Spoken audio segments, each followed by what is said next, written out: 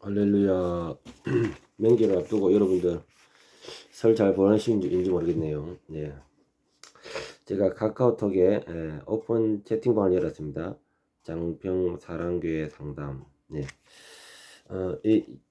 요, 요 방에 들어오시면요, 카카오톡 오픈 채팅방 장평 사랑교회 상담이라고 들어오셔서 여러분들의 상담을 남겨주시면 좋겠습니다. 지금 상담을 제가 받고 있는 중인데, 많은 어떤 주제 가운데 성에 관한 주제가 많아요. 그에 대해서 제가 몇 편을 찍어 올리려고 합니다. 왜냐면은 사실 이런 부분에 대해서 교회가 이야기를 잘 할 수가 없어요.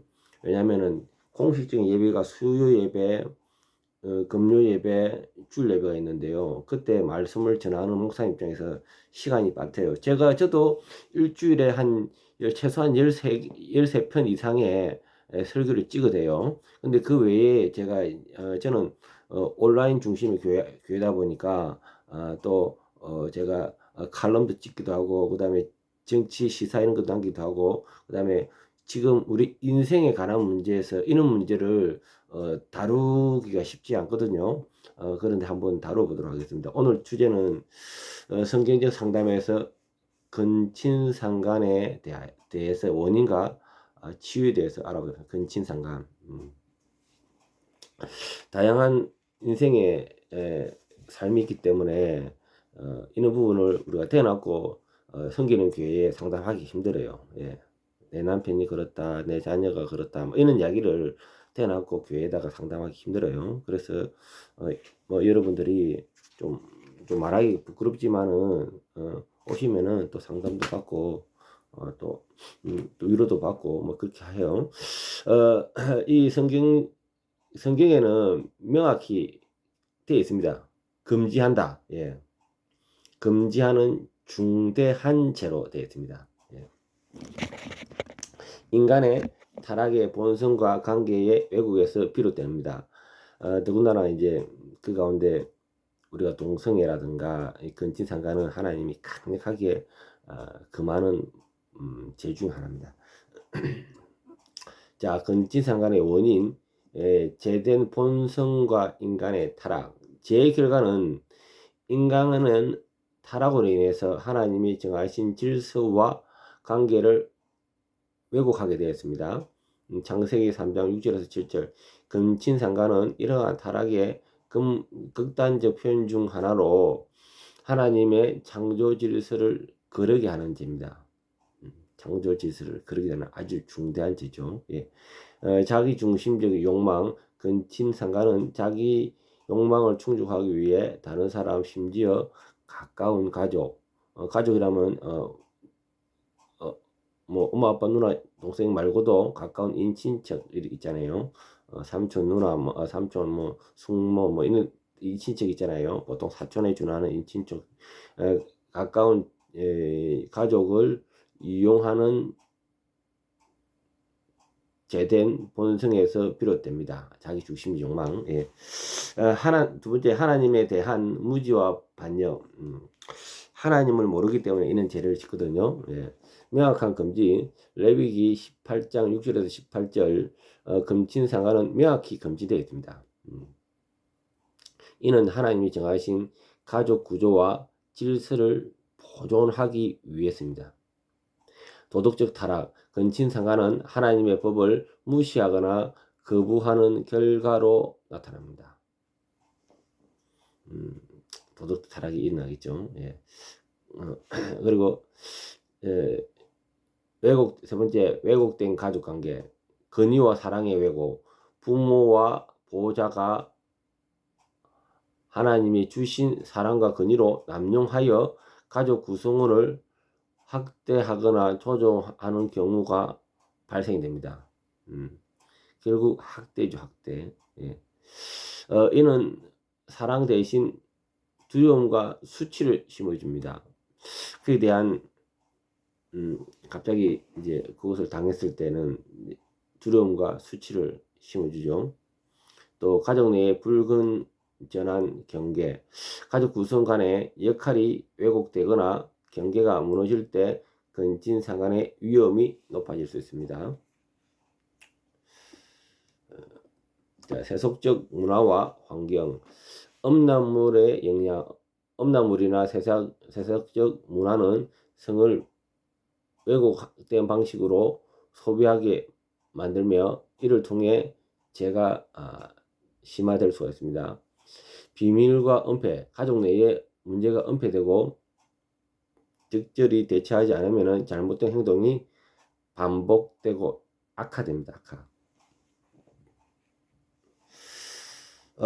그에 대한 결과가 있습니다.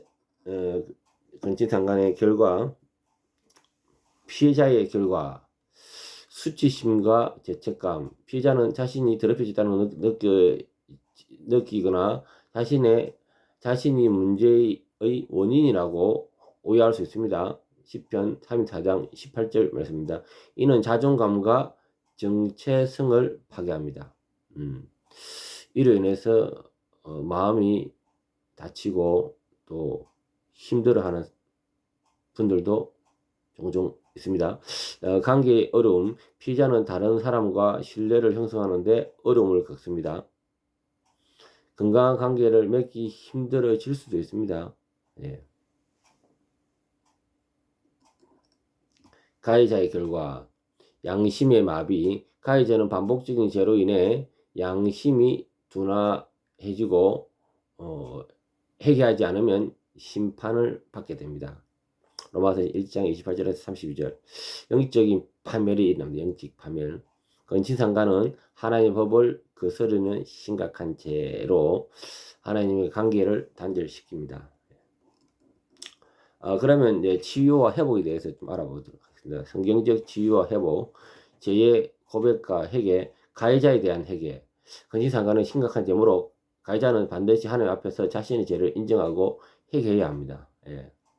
만약에 시편 51장 1에서 4절 가해자가 있다 하면은 그 가해자한테 권면을 하십시오.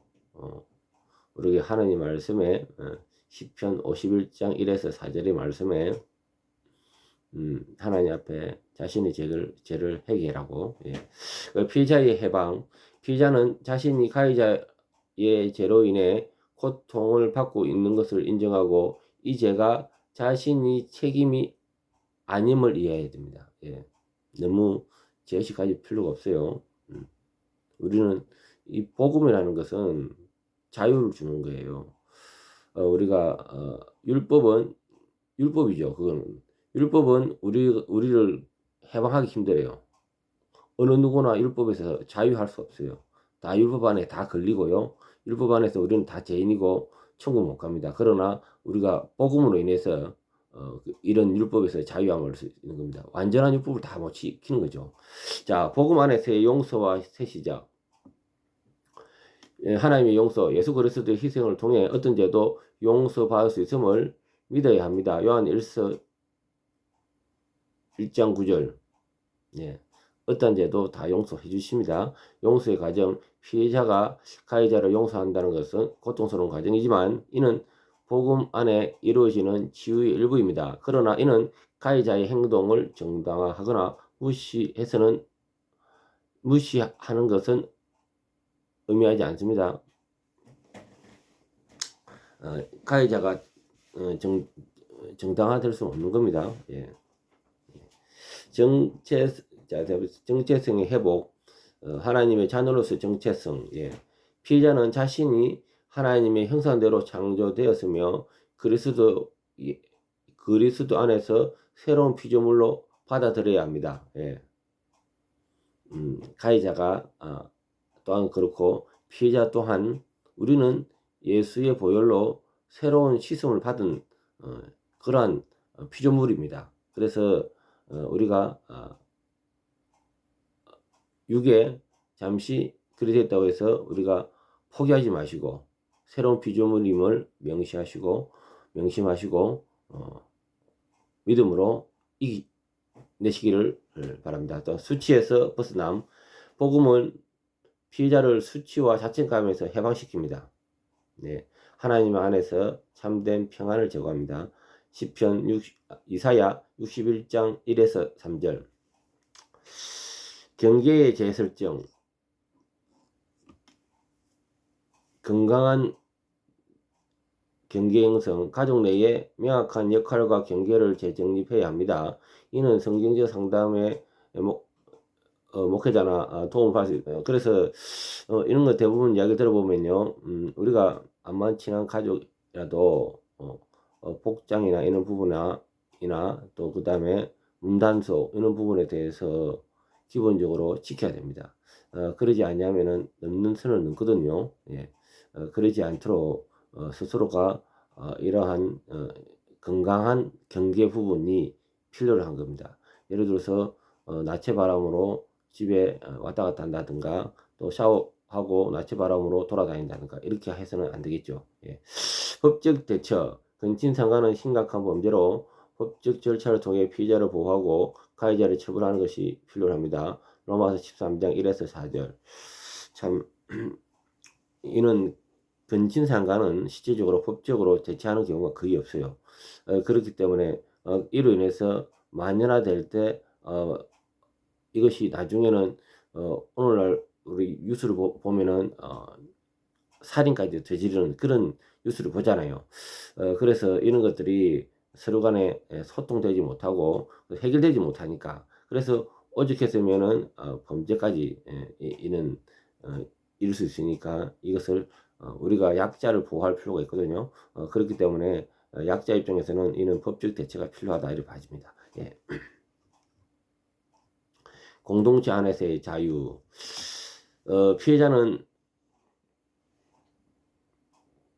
믿을 수 있는 성경적 상담자를 통해 정기적 상담을 받고 공동체의 지지 속에서 회복을 경험해야 합니다. 갈라디아서 6장 2절. 중보기도. 공동체는 피해자를 위해 기도하며 하나님의 말씀을 통해 피해자에게 위로와 새 소망을 발견하도록 돕습니다. 시편 119편 105절 말씀. 예. 자, 적용에 들어가겠습니다. 피해자는 자신이 받은 상처를 하나님께 아뢰고 말씀과 기도로 통해 위로와 회복을 구하겠죠. 신뢰할 수 있는 상담자나 목회자와 정기적으로 이야기하고 자기의 감정과 생각을 표현해야겠습니다. 자신이 하나님의 받은 자녀임을 계속 상기해야 되겠죠. 그래서 수치심에서 벗어나야겠습니다. 왜냐면은 또 가족 안에서 예를 들어서 자라는 자녀 입장에서 새로운 또 가정을 또 앞으로 일으키는데 관계가 정립이 안 될 때 이러한 가정 또한 새로운 가정 또한 문제가 될 수가 있다는 겁니다. 예. 자, 가해자에 대해서는 자신의 죄를 인정하고 하나님께 회개하고 피해자에게 진정한 회개와 사과를 표현하십시오. 법적 절차와 교회의 징계에 순복하며 복음 안에 새 삶을 추구하십시오. 가족과 교회 공동체에 대해서 피해자를 지지하고 보호하며 건강한 경계를 세우는 데 도움을 제공합니다. 가해자와 피해자 모두 복음으로 인도하며 하나님의 은혜가 둘 모두에게 임하도록 기도해야겠습니다. 사실 이런 부분에 참 고통받고 있는 형제 자매들이 있습니다. 우리 인생 문제는 누구나 다 있습니다. 내만 있는 게 아닙니다. 그리고 이런 것들을 시시한다고 되는 문제가 아니고요. 하루속히 빨리 해결해 나가는 방법이 가장 좋은 대처 방법인 것 같습니다. 그래서 만약에 여러분들께서 영상을 듣고 이런 문제가 일어났다 그러면은 중간에 상담자가 필요하겠죠. 저를 불러주시고 이렇게 또 건면하면서 또 하나님께 세워져 갈 수 있도록 바랍니다. 예, 김옥수 장평사랑교회입니다. 감사합니다.